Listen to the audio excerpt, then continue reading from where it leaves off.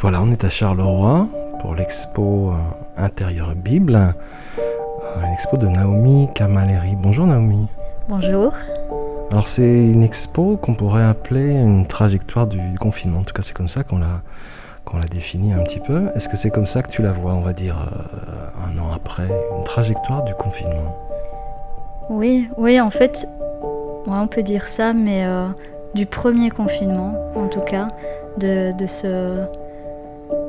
cette première vague, de ce premier jet de ce confinement et comment il a été vécu pour la toute première fois.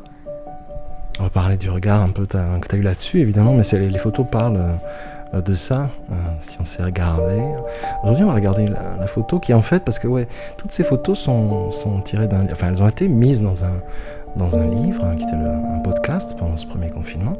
Et là, du coup, on regarde cette photo qui a servi, qui est un peu l'emblème, la couverture du livre, une paire de baskets rouges sur un sol gris. Qu'est-ce que tu nous dis de cette photo-là ?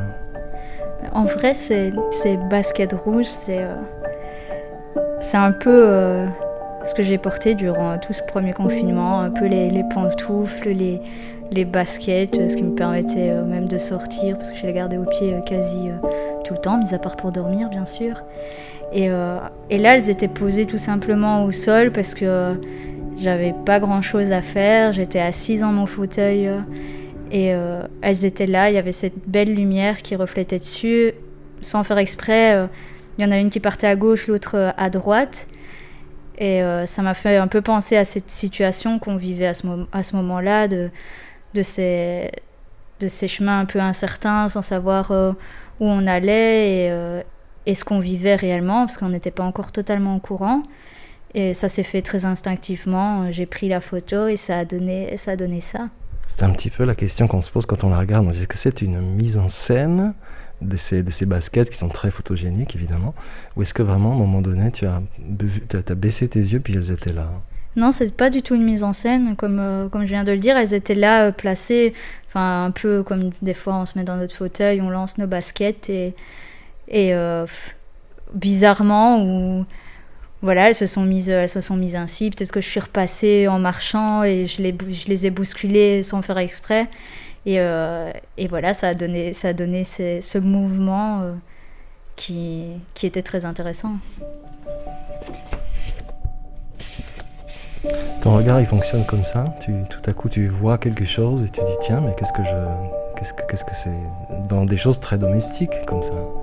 Oui, tout à fait, c'est ça. En fait, c'est pas des choses que je pense à l'avance. En tout cas, pas pour les photos du confinement. C'était pas des choses que je pensais à l'avance parce que j'étais bloquée chez moi sans savoir ce que j'allais faire.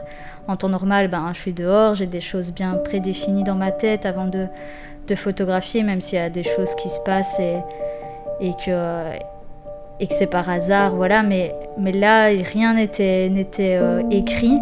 Et donc du coup, j'ai suivi ce qui se passait au jour le jour et pour faire les photos et pour donner ce que ça donne, quoi. Dans le pitch de l'expo, tu as écrit qu'on s'est vite retrouvé cloisonné entre 4 murs. Tu écris « Il a bien fallu accepter et vivre avec ». Et pour ma part, tu dis « J'étais pas sous le choc, ni agité, ni à chercher une solution pour combler le vide ou un silence ». Oui, c'est ce que j'ai dit.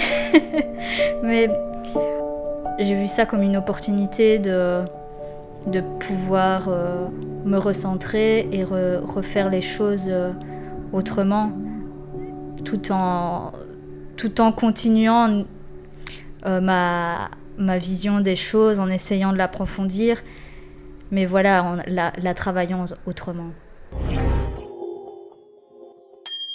Attention, la Bible peut faire gravement du bien à la santé.